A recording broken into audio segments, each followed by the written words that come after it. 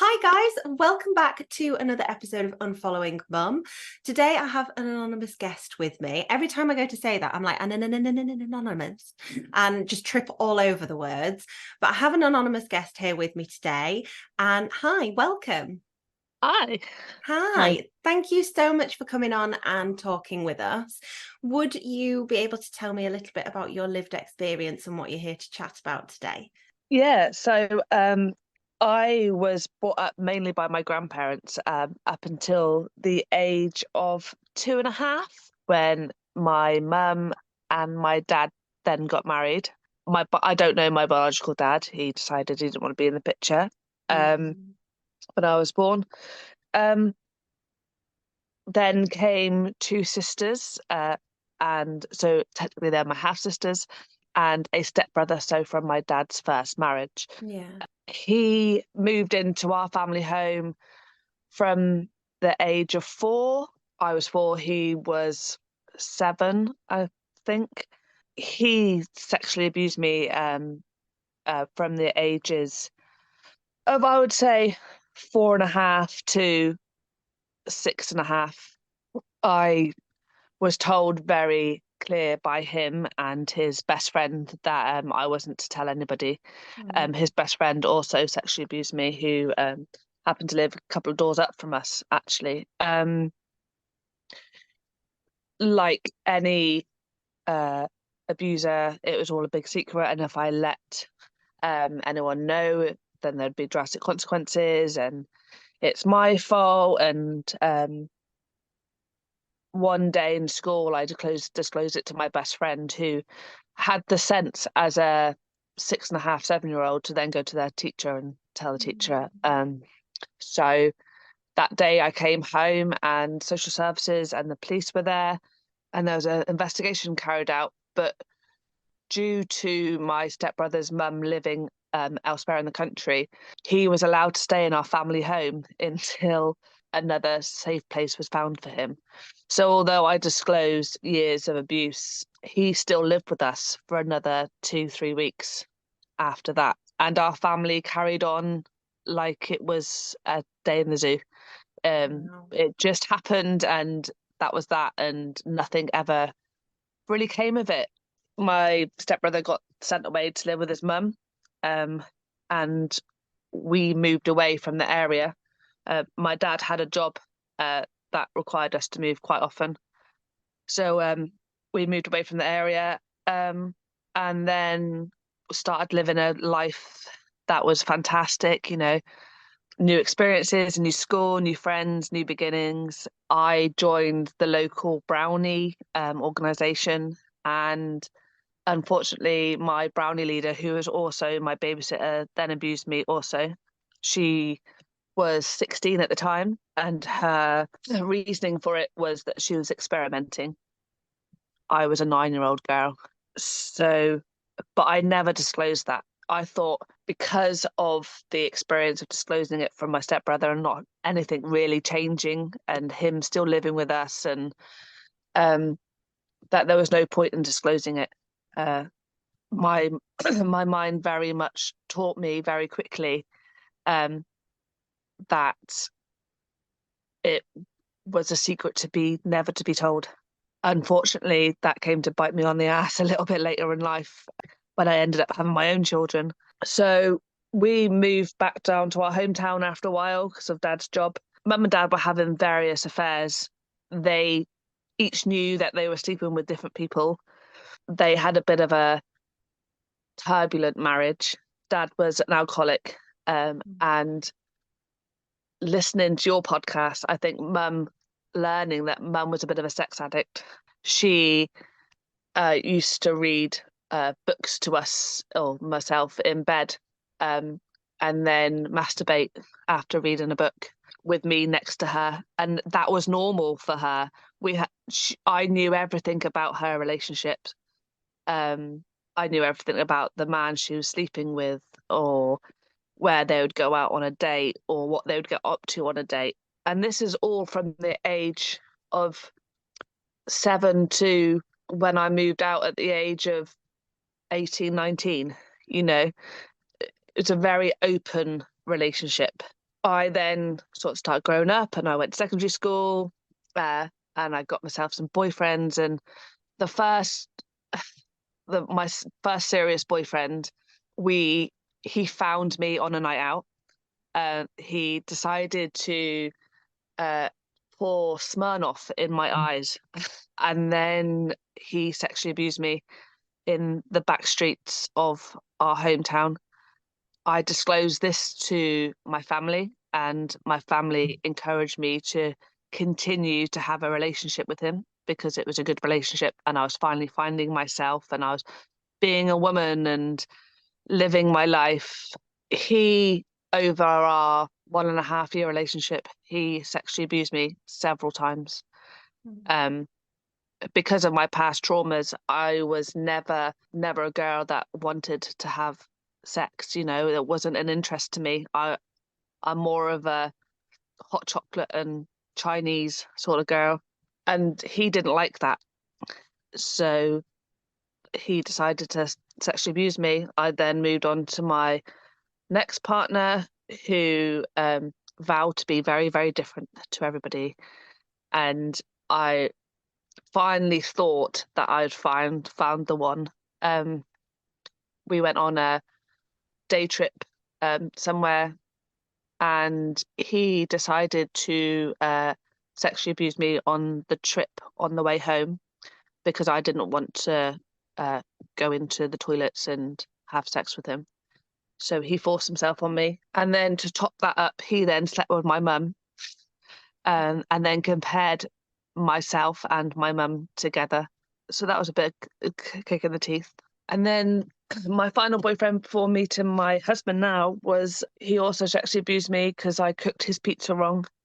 And again, didn't want to follow his advances up. So all these experiences sort of built lots of boundaries, lots of walls up, which thankfully my husband has managed to save me from. And we now have a beautiful home and beautiful children and a dog and everything that men didn't teach me, or the men that I should have trusted as a child, or people I should have looked up to. He has managed to absolutely do that. So yeah, that's a little bit about my life story. I'm really sorry that you went through all of that and that sexual abuse had become so normalized in your life. That shouldn't happen to anyone. And that you talked about the experiences with your mum and her kind of reading stories to you or books to you. They were explicit books, were they, that were As a child, they were like, it was Mills and Boons. It was a bit like the Greys of now, yeah. Yeah. But as a Books that are not 7-year-old, appropriate. Yeah, books that are yeah, not as a appropriate for a 7-year-old, it child. wasn't Biff and Kipper, Yeah. it wasn't the Gruffalo. Yeah.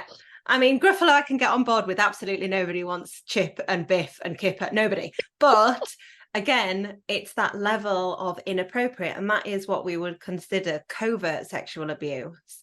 So you have all of these messages that normalize this kind of sexual abuse, this kind of behavior, and these messages that your body is not your own and that you are not in charge of any of these things. It was completely normalized in a way when you had the experience with your stepbrother, and it was just carried on for a couple of weeks of, oh well, he can't stay here because he's done a bit of a naughty, so he'll have to go and stay with his mum, but just in the meantime. And when it's dismissed so quickly and then again and again and again, it really compounds this message to us that we don't matter and that it's okay. And especially from such a young age, just that message that this is okay, this is, like you say, normal behavior. And it's up until recently, actually, that when I was growing up, I had a lot of aunties and uncles, in inverted commas. They were mum and dad's friends. They weren't any relation to us. And it's they used to come into our house, and uncle bought my first bra, and they taught me how to wipe my private parts. And it's only up until now I've realised that that wasn't a normal childhood experience. You know, my dad's best friend shouldn't have bought my first bra set. You No. know, so it's little things like that that I'm learning that, like you said, my body was never my own up until the age of 23 when I married. Um, and as a result of that, I've got disordered eating, and I've got complex PTSD and personality disorder, and there's lots of different effects that the years and years of traumatic invalidation have had on me that I'm only just realizing now. Yeah. And it's like you say, it's when you come out of that situation and you become older and you're able to reflect on these experiences, even up to only recently, you've always internalized it and normalized it and looked back, and now as an adult who's out of that situation, who has that healthy dynamic within a relationship, who is responsible for their own children, you can look back and go, wow, no, some random guy who, yes, might have been a close family friend, but who was not my parent, who should never have had that kind of role, who was just given the title of uncle because he was friend. And I think that's something that a lot of us can recognize, even if we haven't had the experiences of sexual abuse, that there are these people that come in and are kind of placed in this role where you are told, oh, this person's really important to you, they're the auntie or the uncle, when they're no such thing, they're just a friend of your parents, and then they come in and out of your life because parents fall out with them, and it's like, but that was my auntie, wasn't it? No, not really. And it's a really bizarre dynamic. But no, absolutely, teaching you to wipe and buying bras and things like that for you, again, is an example of overstepping those boundaries and not allowing you to have those caregivers, but spreading that care, and I use the term loosely because it's not care, out amongst random people that absolutely shouldn't have been involved in any of these things. And the way it's affected me, both my children have got additional needs. So my daughter is in her teenage years, and I still have to bath her and shave her and wash her, etc. And I catch myself thinking, is this normal behaviour? And I'm just thinking, well, it is, because there's not 40,000 strings attached to what I'm doing here. So as a parent, it's affected me. You look at situations and you think, yeah, I had it really bad as a child. And when they're kicking up a fuss because the elf didn't bring what the elf was meant to bring last night, you sort of you become a little bit bitter and think, well, okay, you live with that. I had to do X, Y, and Z. But I'm working through that. I live to give my children such a safe, caring environment. I probably overstepped the mark a little bit by buying them toys that they don't need, and treating them beyond the realms of being treated sometimes. But I think in my head, I need to do that to make sure that they're never going to have experiences like I ever needed to. And I think, again, regardless of whether or not there has been overt or covert sexual abuse, or it's any kind of experience that you've had growing up in a dynamic where you've been abused, regardless of the type of abuse, there is this fear as a parent that you're not doing what's right, that you're not doing what's necessary, that you're overstepping, that you're underperforming, that you are not navigating it in a way that will stop your children from feeling the way that you felt, will stop your children and protect them from feeling that way. And you mentioned, like, when you're having to bathe, those are caregiving acts that are necessities because your child has additional needs. And yet there's still that part of you that questions, am I okay to do this? Is this the right thing? Because it sits with you forever, regardless of the kind of experiences you've had. In the back of your mind, you will always have, am I like them? And I think that's so difficult to break away from when you become a parent yourself, especially when we're taught to internalize these things like, oh, it must be my fault. You'd mentioned that when you had the first love relationship and there was abuse there, you were given the message from your parents that, but you're finding yourself, you're becoming a woman, you know, relationships are complicated and you just need to stick at it. Absolutely not. But that's that internalization again of, well, it must be a you problem, so you've just got to put up with it. Yeah, and my stepbrother is very still much welcomed into the family. He comes to Christmas events and birthdays and weddings, funerals, etc. So there's never been that validation ever in my life. And especially when I did find my boyfriend, and um, my mum used to stick me on the train to go and visit him, and he lived away from us. After knowing what he'd done, I've received many toxic messages from my parents over the years, to say that if I was better behaved, then maybe this wouldn't have happened, or if because my dad worked away a lot, if I gave my mum 5 minutes peace, then she wouldn't have had to rely on my stepbrother to put us to bed. And so I've never, you learn quickly to internalize everything, and it might just be the smallest of things you internalize, but that your mind turns into the biggest of things. And yeah, it's hard work sometimes. It's very hard work. Yeah, it is. And as you say, there's that complete lack of accountability as well. There's no validation there for, gosh, this experience was horrific for you. And then the accountability of, I'm so sorry that we put you in that position. And I've always said to people, when we parent, the way that we were brought up was with a lot of you statements, a lot of, you should have done this, if you had given this you know, the 5 minutes piece, if you had behaved better, I wouldn't have reacted that way. And yet when we look at spousal relationships, we're taught, you know, oh, well, an abuser will say, you made me do it. But that's essentially what our parents said to us. You made me act this way. You made me behave that way. I was lonely. If you had been better and you had done this, I wouldn't have acted that way. And it's absolute bullshit. Absolute bullshit. And it's abuser 101. And yet when we look at it from a spousal relationship and we speak to people who work in domestic violence and all these things, they will tell you the classic is, you made me do it. But when we look at parental relationships, and we know that kids can be bloody hard, you know, God, nobody can claim that parenting is easy. You're dealing with all your own stuff, and you're dealing with all of your own mental health, your own difficulties, your own hormones early on in the stages. You know, there's so many things going on for you, none of which are your child's responsibility. And children are dealing with all their own stuff of navigating this world. How frustrating must it be to be a toddler and want something and not be able to articulate it or tell someone, you know, of course you're going to throw a tantrum.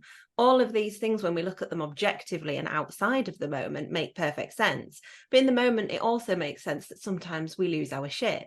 But that would have always been, for our parents, you made me do that. Yet for us, it's now about taking accountability and having those I statements. I felt really overwhelmed in that moment, and that's why I lost my temper. But we don't get that from toxic parents. We don't get that from people who are completely unwilling to self-reflect. And that lack of self-reflection, lack of validation, lack of accountability is abuse in and of itself. And I was very much brought up that to respect elders, you know, Oh, what your mum and dad said, what your grandparents said, what your auntie and uncles said, or Bill down the shop, you know, that was what had to happen. You weren't to question that. And if you were to question that, then you'd go to your room or sit on the noise there or get a smack bum or whatever. You know, there was so, as a reflection, there's so many people coming in and out of my house, you know, that would just come in and out, do their thing, you know, and off out they would go again. And I never questioned one of them, because I was taught very much so that you're not to question them, you know. And the people that were coming in in and out of my house were people of authority. You know, they lived in the street, or I used to play with their kids, or, you know, so it's people that I should have turned to when I would needed the most, or, you know, they would do whatever they'd done to me, and then I'd go around their house and ask for a cup of sugar. Yeah. That's the sort of uh the relationship that I had with my elders. You know, it yeah, and only now am I learning to put boundaries up, especially with my own parents, both for my mental health and my children's mental health. You know, if I'm going to be the best mum I'm going to be, then I'm going to protect them from these people that clearly didn't have my intentions, my best intentions on their forefront of their mind. I went through a bit of a grieving process, because you have these rose tinted glasses on for ages that, you know, one day they're going to wake up and you're going to get that validating text, or you're going to get that hug, or you're going to get, you know, I'm proud of you. But after a while, you realize it's not coming. And so you do grieve for the parents, and especially this time of year when all the nice family films are on, and, you know, they're all sitting by the fire and singing Christmas carols. You do start to process that I'm never going to get that, but I am, because I've got my own little family I can do it with. And there is that kind of Christmas vibe where there are so many messages in films where if everybody just had a little bit of a bend, you know, if everybody was just a bit more understanding of, oh, well, this is why dad was upset because, you know, he's had it real rough. And no, it's not reality, but it is the message that we're sold, that if we were all just a bit more understanding, which is great, if we're all willing to be understanding. You know, you can look at your parents' experiences, and it comes back to that saying that I'm so fond of, that I'm sure everybody is rolling their eyes at me saying yet again, that we can have empathy without enabling, and we can have compassion without being complicit in someone's abuse. We can look back at our parents and their experiences and go, that explains why they became the way that they did. You know, your dad was perhaps avoidant and went off to work and did all these things. Perhaps there was something in your mum's history that made her behave the way she did and be sexually abusive, albeit covertly, and them allowing other people into this situation where they had no boundaries. Sure, great. We can have compassion for that, whilst also looking at it and saying, Jesus Christ, you know, that wasn't okay. And there needs to be some accountability for that, without being complicit in that abuse and saying, well, you know, it happened, it doesn't matter anymore. It absolutely matters, because you matter. And that's the thing. We're taught that, because we're taught we don't matter when we've been abused, that it's everybody else's needs above our own, that gets brushed under the carpet and forgotten about. And it's so frustrating, because there is that grieving process of looking at what should have been and how your childhood should have been, and that hope and holding on to what could be if these people were different, and if these people could behave differently. And also there is grief, I think, in accepting what isn't in the realm of our control, and what isn't in the realm of our responsibility. It's not your responsibility to forgive and forget, to change the way that things are, and it's not within your control either. So it's being able to kind of let go of that a bit and accept that that's not going to change, and you can't do anything about it, which is really scary. And it's I was always a mother role to my two younger sisters. So I used to get quite severely punished if I didn't have the clean PE kit ready, or I didn't have Yeah. their tea ready. And not only is it the grief from realizing that the parents that you deserve are never going to be the parents that, you know, they should be, it's the grief realizing that the parents that my sisters deserved and, you know, I'm never going to be a substitute to my mum and dad to them. So it's a weird sort of grief. You're grieving for the people that probably don't even realize that they need to be grieving right now. They're not there on their journey. And when they come to me and go, why are you feeling so sad? And, you know, you have to bite your tongue, because they have to get there in their own time. You know, I'm not going to sit there and list everything that happened to me if they're in their heads and not ready to hear it. So you know, I'm grieving for my sisters as well as myself. And it's a sad process to go through, but it's the one that's going to make this whole realization so much easier. Because as soon as the realization comes that, you know, the childhood that you so desperately deserved it wasn't the one you got, and you got cheated out of all those childhood experiences, you sort of learn to accept it a little bit, and then it doesn't eat you up inside you so much, and you can sort of proceed a little bit more mindfully and better. Yeah. And you've, like you said before, you've got your own family at this point, and I think there is healing and power in creating that relationship and those healthy relationships, despite the fact that you've had these experiences before. But it is a process, and it's something that takes time to get there. Do your siblings still have contact with your parents, and do you still have any contact with them? So my siblings have limited contact with my parents. We all realized a couple of years ago that we could probably do us and our families a lot better than what our mum and dad could give us. And they're both successful, and they've got their families and they've got their houses. And I have very limited contact with my mum and dad. We see each other when we have to see each other. And even then, I've sort of passed the responsibility on a little bit to my husband. So he does the meets and greets with the grandchildren. He does the present swapping or whatever. It's quite a hard conversation to have with your daughter that she wants to spend time with her grandparents, and myself sort of saying, well, because of X, Y, and Z, we need to put boundaries in right now. And we will meet in a public coffee shop and we will have a hot chocolate, or you'll see them when we go down the park. And especially with my daughter, who has got additional needs, her learning age is very much younger. So she is still very much, well, that's her granny, you know, granny makes cakes and, you know, does fish fingers and chips and beans for tea.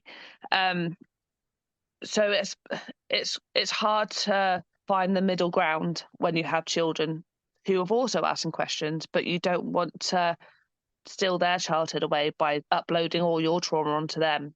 So we do see them ever so often, but thankfully, yeah, my husband does most of the meets, which is great for me. Yeah, it's difficult, isn't it? Because it's finding a balance between having that relationship and not having that relationship, and knowing whether or not it's safe and okay for your children to have that relationship. How do you navigate that when they're asking questions? I think quite often for us, we don't have any contact and our children don't have contact, but quite often there's almost an attitude of this is how it should look. And, you know, if you're no contact, we kids must be no contact, and you have to do that. And it doesn't necessarily work for every single person. There are so many different ways that this situation looks and is navigated to find a path that works for your family. And I really like what you'd said about finding kind of a neutral or a safe space. So like you say, you go, you have your hot chocolate, there's kind of that manageability in that. And it took me ages to put my boundaries up with them because of this respect to elders. It's your mum, you know, you only get one mum, and when she dies, you always regret it. And la di da da, everything that we're taught from when we're taught our ABCs. And only recently have I felt comfortable doing that. I know they are no risk to me now, and I know they are no risk to my children, but I needed to put boundaries up so they realise that their actions have consequences and their past actions have had consequences. And it works well for us. You know, it satisfies the kids' needs to seeing their grandparents, and it satisfies my mum and dad's needs because they're never really been maternal anyway. So a coffee shop, hot chocolate, and a trip to the park for an ice cream, that is enough for them. Yeah. And I think you'd said there about you're only just starting to put those boundaries into place. I can imagine that must feel quite empowering, but also maybe a bit scary to begin with. Yeah. I mean, I sleep much better now because I'm not waiting for that toxic text or the letter through my door or whatever their next plan would have been. By putting them boundaries up, I feel safer in my own home and I feel safer in my own head.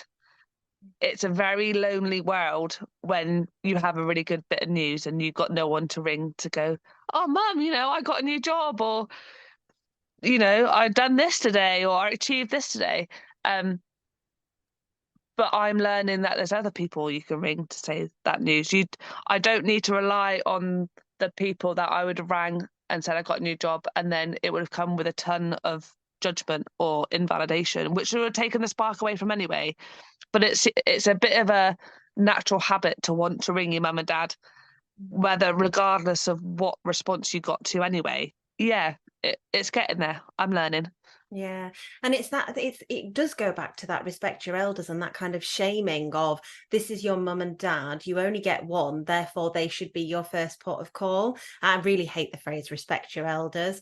I've talked about it a few times, and that it's a phrase that we will never ever teach our children, because it is one of the phrases that we use to silence people. We use it to stop children from questioning behavior, and in turn that creates scenarios where they're at risk.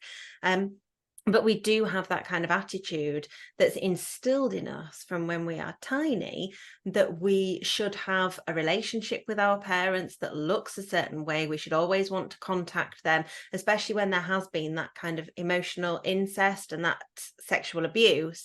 They're very much your first port of call for everything. You're treated like the spouse, if you like the stand-in as a relationship. And it's so confusing and sends all those messages that they should be the first one that you contact when you have something exciting. And yet, as you say, there are other people that you can, but there is a kind of loneliness that sits around that. Absolutely. And it's all over social media, and that, you should pick your friends, and toxic friendships are never the best, and, blah, de, blah, de, blah. But no one ever really focuses on the toxic mother or the toxic dad. It took me ages to realise that you only get one mum and dad. But with that, I don't need to put up with their shit. Yeah. I don't need to be the parent, and I don't need to be the adult in this situation. I was that for so many years. It's time for them to start realising their part in all this. And until they realise that, then these boundaries are going to be put up, because they don't deserve me in their lives, and they don't deserve my children in their lives, because we all have the need to change if you want to change. And at the moment, they're still playing the children in this whole family. So yeah, it's lonely, but it's necessary. Totally is necessary. Yeah. It's that necessity, and it's about protecting yourself and about finally putting yourself first. And I think that makes a huge difference. Absolutely. Yeah. It's a hard journey, and it's a hard slug sometimes. And it's even harder when you've got children on board, because you lose that free childcare, which we all need sometimes. Yeah. And you lose all the things that you think you need a mum and dad to do. But until you've put them boundaries up and realise actually you're pretty capable of doing them yourself, that's when the positiveness of this whole situation sort of comes out. You find yourself rather than being the shadow of somebody else's. Yeah, that's a really, really poignant way of putting it, is you find yourself rather than being in the shadow of someone else's. I love that. And I think looking at the practical side of these estrangements, we're taught, oh, it takes a village to raise a child, it takes a village to do this. But what happens when you don't have that village? And that's the reality of estrangement for a lot of people. And there are lots of feelings of resentment there, that you don't necessarily have this childcare, or if it would be offered, it can't be trusted, or you don't have the financial support even of parents in some cases. You don't have the emotional support. That's really difficult to navigate. And it is kind of the practical side of estrangement and things like that that are so often overlooked, because you don't want to sound ungrateful, you don't want to sound like a spoiled brat, because you've always been told that's what you are.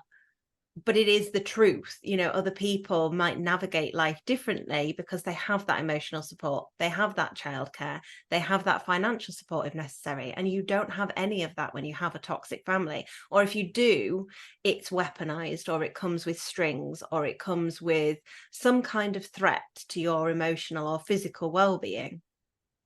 Yeah, and when me and my husband got married, he's still very, very close to his parents. Mm. So my children have them in their lives at a drop of a hat. But I remember feeling very, very jealous of their relationship, um, of how close they can be and how they can sit round at a dining room table and get all their thoughts and feelings out and be validated. And I went into the marriage, one, feeling very jealous, but two, feeling very overwhelmed because I wasn't used to that. It was a whole new being of what a family could be. You know, even on the good days, my family was still very dysfunctional. Yeah, so I still have, you know, they can still come down and babysit the kids. They don't live where we live. Um, and people that have got that financial or emotional help from their parents, congratulations. You know, I'm never dissing or never taking away a fantastic positive relationship with your parents. But people that haven't got it, don't think that you can't do it, because you can. It just takes a little bit more of sweat and tears, but everyone's capable of everything. Thank you so much for taking the time to speak to me today. No worries. Enjoyed it. Thank you so much. I'm really pleased that you came on to have a chat, because I think there's so much power in some of the things that you've said, and those reaffirming messages that yes, there is that grief. Yes, there is this process that we go through when we have experienced abuse, but that you can come out the other side of it with those boundaries. You can come out the other side of it trusting in yourself a bit better, knowing things, that you can move forwards and that you can do the things that you need to do without that, or in spite of those experiences. I think that's a really important message, because especially at this time of year, it can feel so overwhelming sometimes, but you can do this, and you are not just the product of the experiences that you had as a child. You have the choice and the ability, the opportunity to shape your own life now. Absolutely. And yeah, anyone can achieve anything. You just have to put your mind to it. Um, and you don't have to pass on the trauma and the experiences you had and make it your life. Hmm. You can start your life at any age, whether you're 15, 50, or 95. Yeah. It's never too late to be who you want to be. Yeah, and to discover yourself as well, who you really are, because so often when we grow up in these toxic environments, we don't have a sense of self. Our No, self has been completely sacrificed in order to cater to everyone else's needs. But you are never too late to discover who you really are and to move forward more authentically. So thank you so much for sharing your experience today. no worries. Thank you. Right, guys, thank you so much for listening, and I will speak to you again next week. Bye.